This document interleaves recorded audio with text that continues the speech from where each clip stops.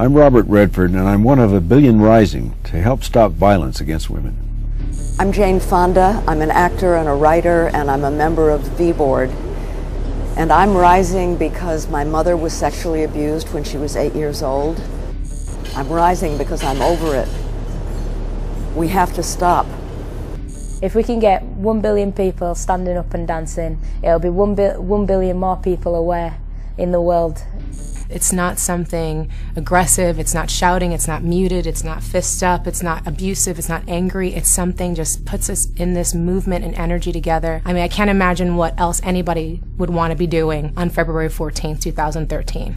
With the case of Nirbhay, it has been something that has spontaneously impacted so many young women who have grown up with the idea that rape is something to talk about, that rape is something reprehensible, that rape must be punished.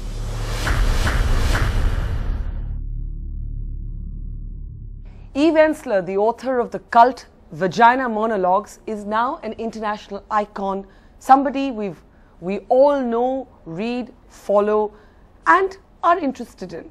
She comes to India at a time when so many of us are grappling with different issues that relate to the rights of women, to sexual violence against women, and to a conspiracy of silence that continues to shroud so many of the issues that are related to who is the perpetrator of sexual violence, how women relate to their own sexuality, and how, if ever, we can have an India that is safer for all of us. Joining us now here in Mumbai is Eve herself. Eve, how is it that you, and this is something I read about you, never seem to lose your sense of hope and your sense of optimism? Because what's going on in India right now after the gang rape and the death of this young woman in Delhi is that there is so much rage and there's so much anger that sometimes you're scared it's just going to turn in and consume us all. And it's just hard to feel any sense of hope. So I'm just wondering how you keep your sense of hope intact. I guess I don't, I guess I'm always seeing two sides, you know. There's incredible violence, there's incredible rape mentality and a rape culture, and there's an enormous amount of women on the planet who have been violated, 1 billion, and the UN is saying 1 out of 3. So that's a lot. But then I see what's going on in India, not just the rage, I see a breakthrough happening. A surge of people. An energetic opening happening. Suddenly, violence against women and sexual violence is front page news. I've been in India a few weeks now. Every single day there have been 9 articles in every paper I pick up. And it never was on the national agenda like anywhere. This. But not just India, anywhere in the world. I mean, I think we're seeing something happening in India that is the opening up, the breaking of silence, the discourse. I've been in meetings with NGOs, I've been with activists, I've been with artists, I've been with feminists, I've been with intellectuals, I've been with the range of women, you know, people who are living and working in the slums, people who are, everybody is talking about how are women going to live in India without fear? How are women going to live and be safe? That's extraordinary. But when you say rape culture and rape mentality, what is a rape culture? Because so many of us today are talking about a culture of misogyny, a culture where misogyny is entrenched. It's so entrenched that half the time you don't even notice it. Sometimes here we talk about traditional blessings that say, may you be the mother of 100 sons. Now we're confronting our demons as a society, but what, according to you, is a rape culture? Well, I think the world right now, I mean, I think the rape culture expresses itself in many ways, but I'm just going to focus on violence against women because I think we're raping the earth, we're raping economies, we're pillaging all over the place. But specifically around women, because in many ways women are really the center of society and they hold the culture and the world together.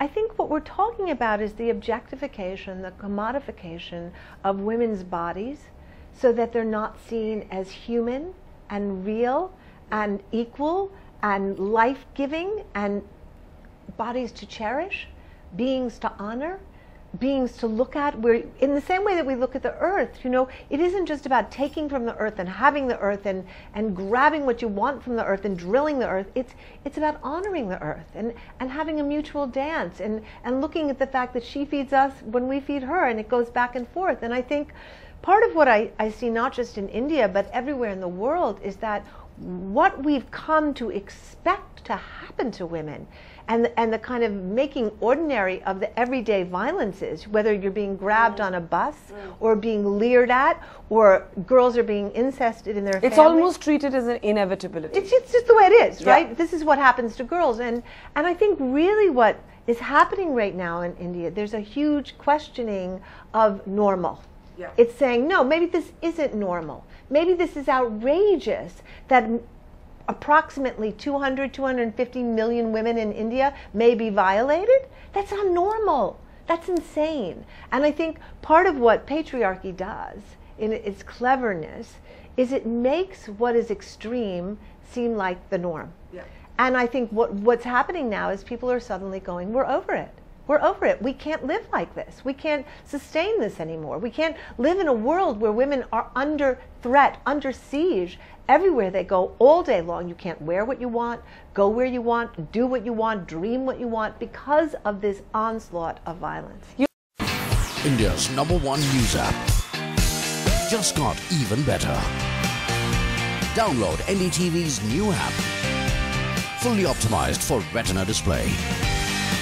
Full screen view, faster response time, and Sudoku. NDTV's new iPad app. Download now.